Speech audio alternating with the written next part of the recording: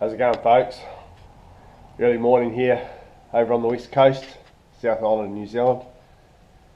Me and my brother are going to head into the hills in the chopper today, getting dropped off at one of the local huts, and we're going to spend a night in there, see if we can shoot a deer on the river flat just below the hut, either tonight or tomorrow morning. And then we're going to walk out, probably about a 3.5 to 4 hour walk out tomorrow. So I've just woken up, check out the weather. We're still looking pretty good. Weather forecast is good for today and tomorrow. So hopefully things don't change and we'll get some good weather in the hills. So I'll head off, I'll pack my bags and talk to you soon. So I'll just show you fellas what I'm taking into the hills for this trip. So we're flying in, so weight's not really an issue for the trip in, but we do have to carry everything out. So this is basically my gear, minus a couple of things I need to buy in town before we leave. So up the top I've got my bum bag with my knife, I've got a headlight and my little survival kit. I've got a miniature first aid kit, just some bandage and some plasters, a pin, and I've got 3 different methods of lighting a fire. So flint and steel, some matches and a waterproof container, a lighter, and then I've just got a tack light or siloom light as well. Rifle, bolt, magazine and some bullets. I've got just a light sleeping bag, scabbard to carry the gun, hook that onto your backpack. For my backpack, I've only got my great big Macpac one, but that'll be fine for this trip. Got a waterproof bag to put inside it, a waterproof overbag for the backpack, toiletries, toilet paper, toothpaste, toothbrush, soap, a couple other personal items I need to chuck in there. I've got a can opener. I've got a good high beam torch, my mobile phone. I'll also have an EPIRB with me. I haven't got that in this equipment yet. Gaiters, boots, socks. Got my wet weather jacket, my long trousers, my shorts, shirt, overshirt and jumper, polyprops, spare jocks. I've got my shoes for in the hut and a spare pair of socks. I've got some methylated spirits and a little cooker just for heating up a cup of hot water on the walk out, probably for a cup of tea.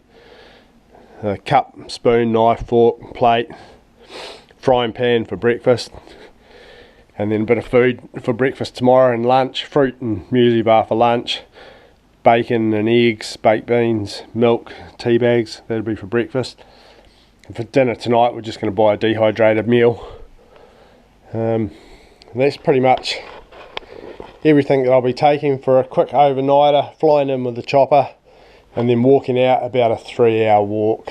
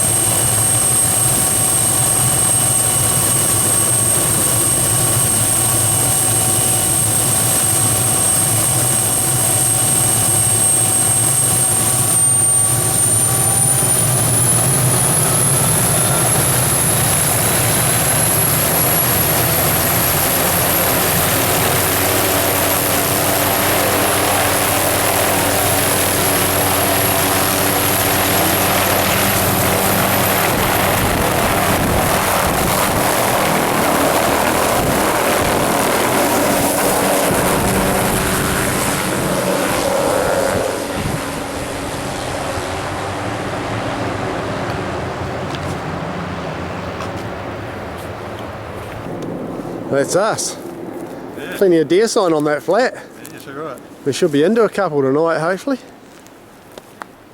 Awesome.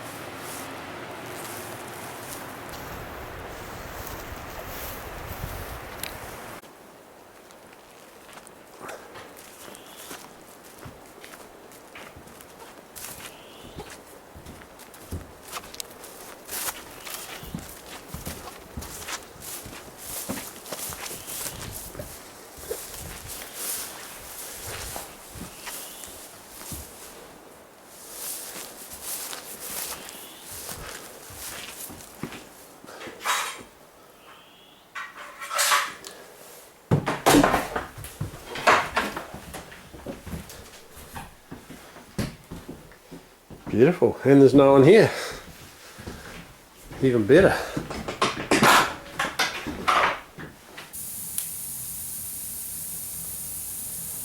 So we just got the fire cranking.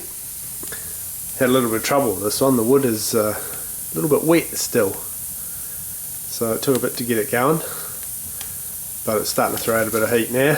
Warm the hut up. It's actually got a little bit chilly. It's about 5:30, 5:45, I think.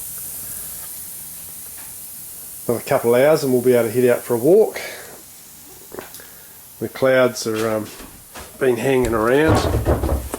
It has rained off and on a bit.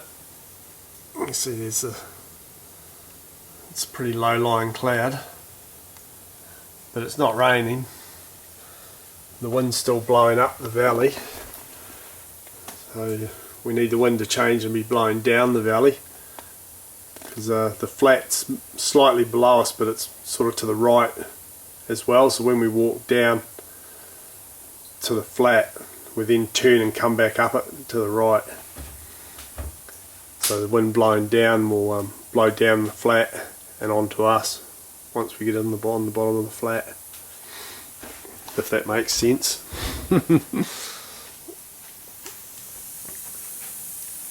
And I think it's getting close to dinner time as well. So tonight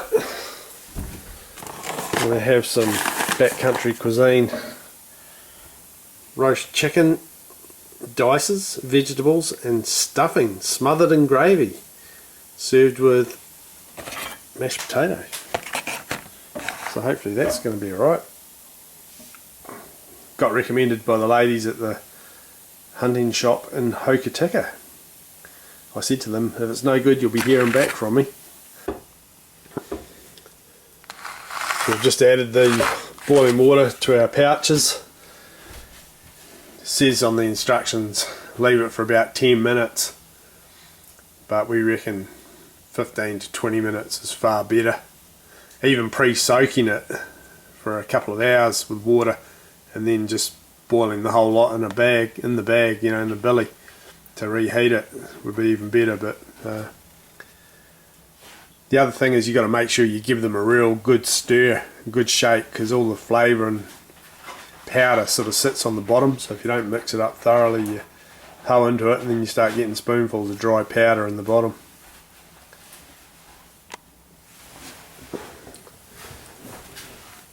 Got me dry camp socks drying, because I put my sneakers on and then shot down the river for a look-see and got them wet, didn't I? So I've got 2 pairs of wet socks, but the fire's cranking now, so they won't take long to dry. This old mate just chilling out waiting for his dinner.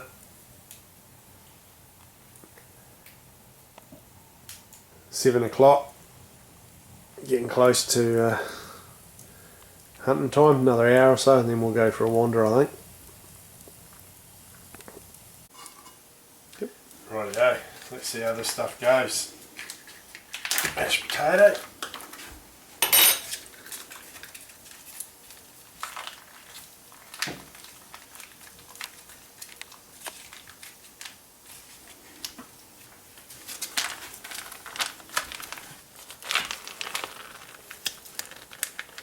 quite fancy. It's even got chives in it.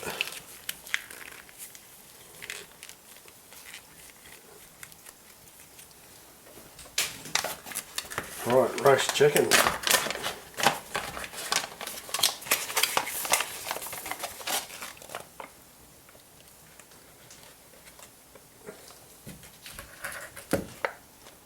Oh, it looks good. Good colour. So we always get the two serve packets because one serve's not enough for a good feed. You're still hungry afterwards. Righto. Here we go. Not bad. Not bad. You can live on it for a few days. So Graham's dinner is lamb stir fry, gluten free. Appetising lamb and vegetable medley infused with honey soy flavours, served with rice. See how this one goes.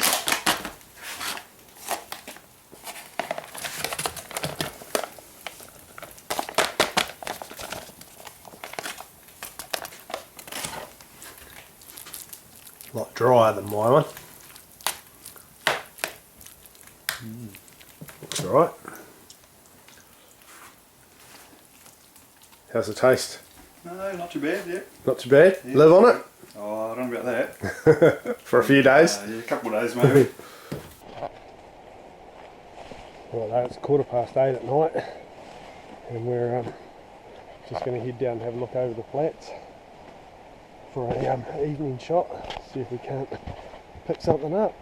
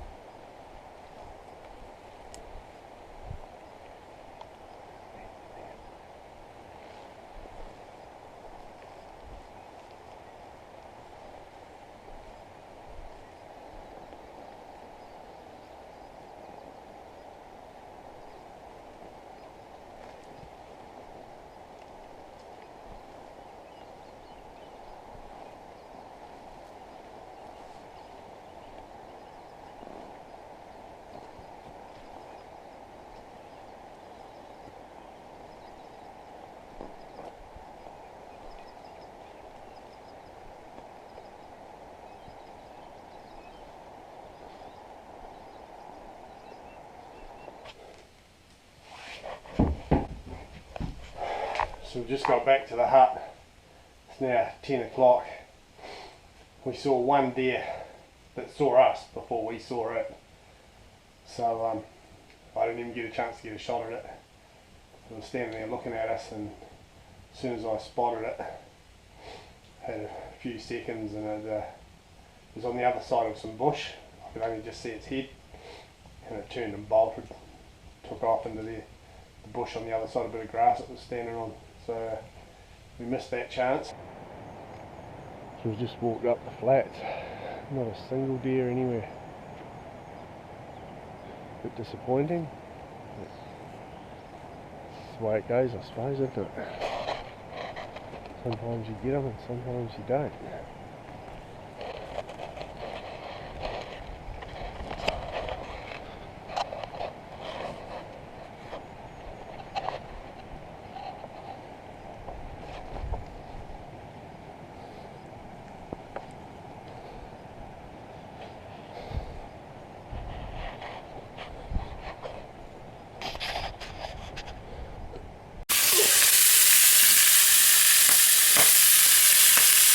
We've got bacon in the frying pan. The billy, you can't really see it. The billy's all black, boiling the brew. Number 8 wire folded into a toaster. Works a treat.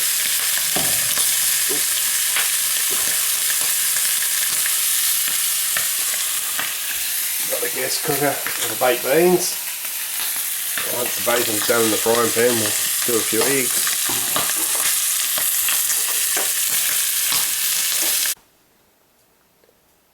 So there's the big breakfast. A couple of bits of toast, 3 fried eggs, 3 or 4 rashers of bacon and some baked beans. Should keep us going for a while.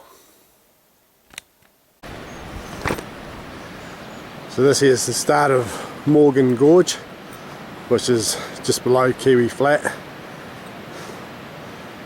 You can see the swing bridge that goes across.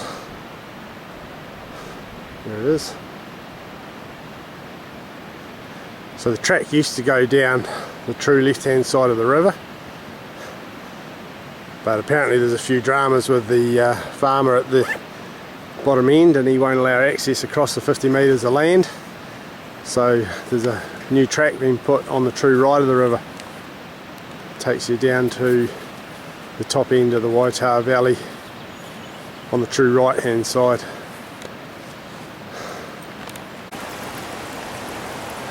So a lot of the tracks that are up these rivers and that nowadays, they're not maintained by Department of Conservation anymore, or very minimally maintained. There are a couple of private groups that do quite a bit of work on the huts and that, and to those guys, cheers, that's awesome effort.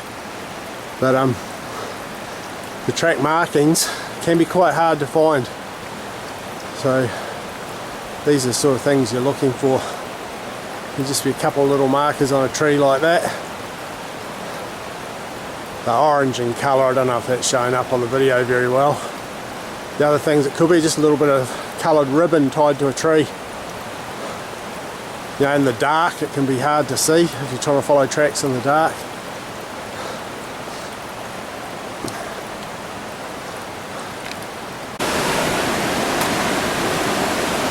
Caution, safe load limit on this crossing, 1 person, do not exceed.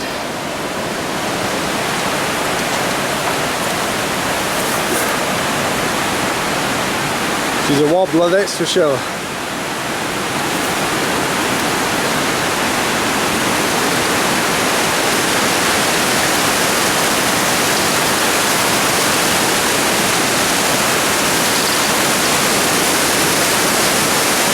Looking up where we've come from. So the hut's just up above that flat there to the left. Just up in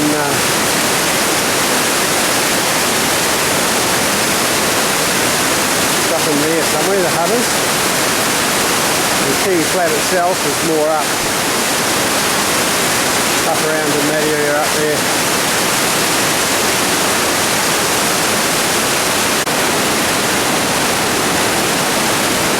This is the gorge, Morgan Gorge. 6 people in the world have kayaked this. Extreme. Those guys have got kahoolis the size of women beach balls, I think.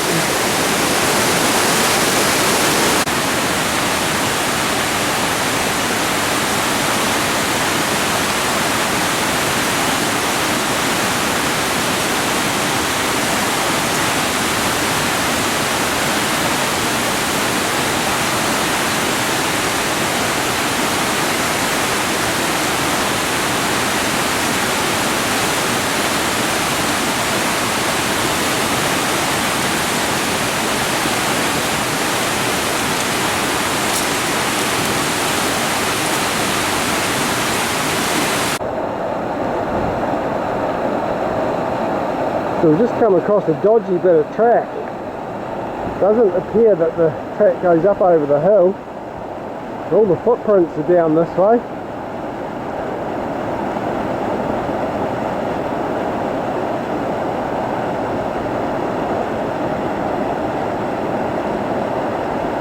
You're going to get wet. Yeah, down across the bottom. I got drenched.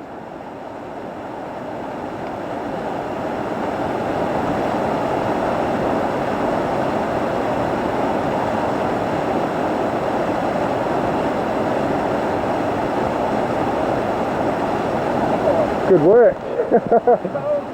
Saturated. So as I was saying before, these tracks can be hard to follow. We've just come past that real gnarly bluff, and we didn't see any markings above there to go up into the bush anywhere. But just here, looking back up the creek, there's a marking on the tree, and you can actually see the track heads up into the bush. I don't know if it's going to show it. Heads up into the bush up in there somewhere. And it obviously goes up over that rocky gully or rocky slip there. I think the river's washed in and taken that bank away, a lot of this. So maybe that's where the track used to come out, I'm not sure, but anyway, it was a bit of fun. Got soaking wet. Lucky we're on the way home. From here it's pretty much straight down to the farms. Easy going.